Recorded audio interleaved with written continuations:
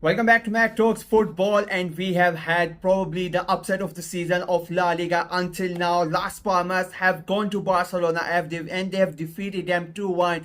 What a massive results for Las Palmas, and this result is going to have a huge implications on the rest of the La Liga, the title race, the relegation battle. A lot of things are going to be dependent on this result.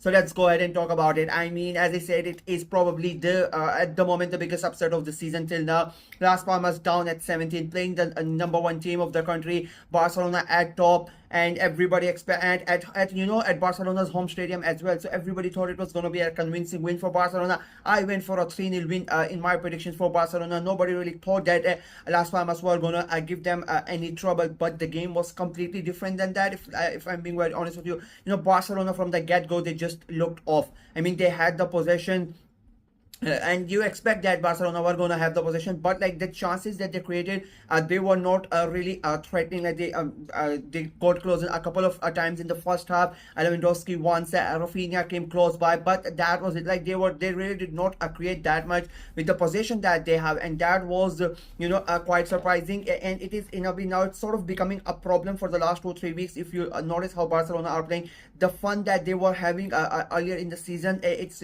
sort of it seems to have gotten away from them. They are starting to lose points as well, so it is not it's not all rosy for Barcelona at the moment. And as the game went on, as the game progressed, Las Palmas, they made sure that they don't concede. I mean, whenever a team like Las Palmas goes away to a bigger team like Barcelona or Real Madrid, Atletico Madrid, like their main goal is like not to concede, and the longer they don't concede, the more confidence the underdog team gets, and that's what has happened in this game as well. They made sure that they don't concede, and slowly they started getting more into the game. They started creating themselves. The more their confidence grew, the more their game became better, and the more frustrated Barcelona got. And that is how we got into the second half. In the first half, it was basically like 80 to 20% possession in favor of Barcelona, but the chances are created. It was nothing special to show for. Like, even if you have 80% possession at the home stadium, you expect a lot of chances created, and make sure like the opposition team is living on that. But there was nothing really there to talk about, apart from, as I said, just a chance from Lewandowski. I think that was basically or I think Rafinha came close as well. Apart from that, nothing. Like, they were really upward, if I'm being very honest with you. Second half comes in, and because of what had happened in the first half, they came in the second half. Las Palmas, they came with even more confidence, and they go ahead and they take that early lead. It was a good goal, good by Sandro Martinez. It becomes a 1-0, and then the game opened. Now then the sort of a panic mode starts to kick in from Barcelona. If you look at their last two games, they lost to Sociedad, they drew against Celta Vigo last week, and it was 2-0 up, and then they basically threw away the game. It became 2-2. So now the moment they go behind, you start to wonder the panic station kick in the Barcelona camp, and they start to even go harder, and they start to attack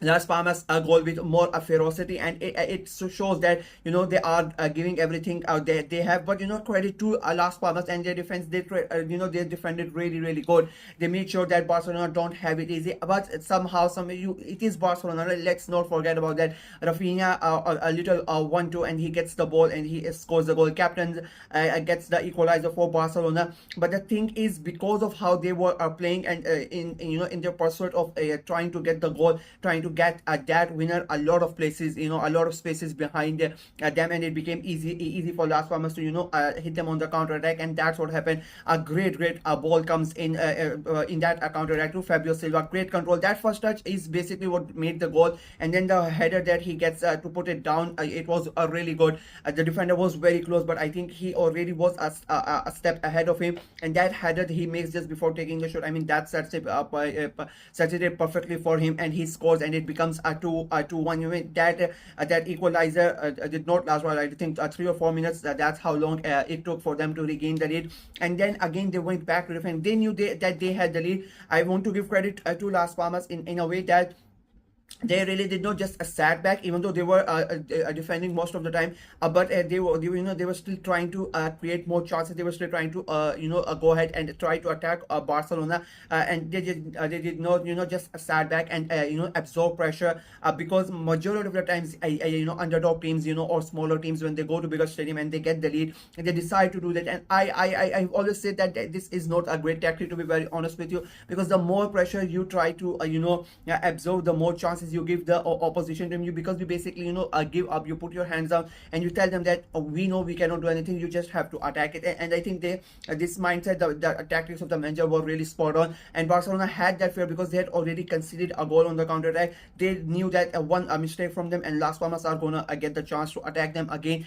So it was a really fun game. It was like quite a cat and mouse game, and I think in the end Las Palmas tactics won over Hansi Flick's tactics. It was a good game of football and a massive win for Las Palmas. They were 17th in the league.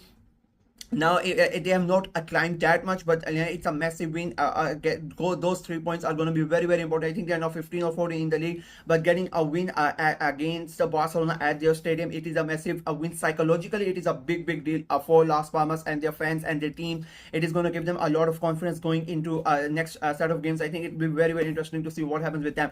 Barcelona, on the other hand, the last 3 games have been disaster. I mean, 1 point out of a possible 9, and the lead that they had gotten after winning that El Clasico, it has just evaporated. I mean, let's be very honest with you. They were 4 points ahead of Madrid. Now they have lost this game. Madrid win this game, they are 1 point.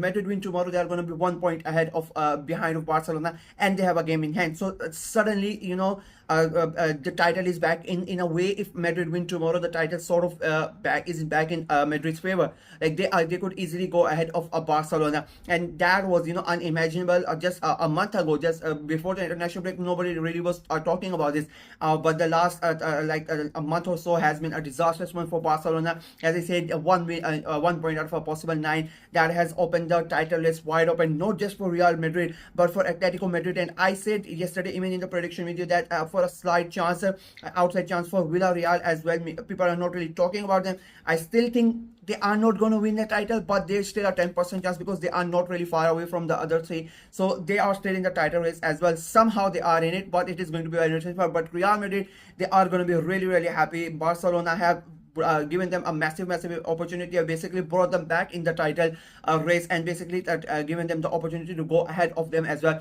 So tomorrow's game for Real Madrid is going to be very interesting game.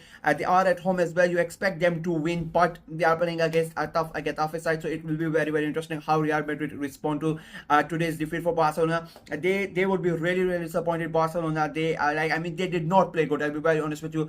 People can come up and they say all whatever they want. Like, you have 80% of possession in the entirety of game. They had 8 shots on target, but like the thing is, they really did not create it that much. I mean, in the second half, they barely did anything. They scored that goal, but I think apart from that, it was just one free kick, Rafinha's free kick. That was the closest that they came in that second half. You have so much possession, and that is the only thing that you have to show for. That is not a good performance, especially if you are a home team. So big questions for Hansi Flick to answer. He needs to get his team back to the way they were playing. I don't know what has happened. It was looking, all like rainbows and shit, and everything was looking hunky-dory for Barcelona. Everybody was happy, everybody is enjoying, and now suddenly it is gone. It's like if you are in a Disney movie and then the evil witch comes in. I think that is what has happened at Barcelona. Everything has gone away, all the fun and the laughing and everything, the fun that the players were having. I think it has gone quite quickly in the last month also. So they need to go back to something,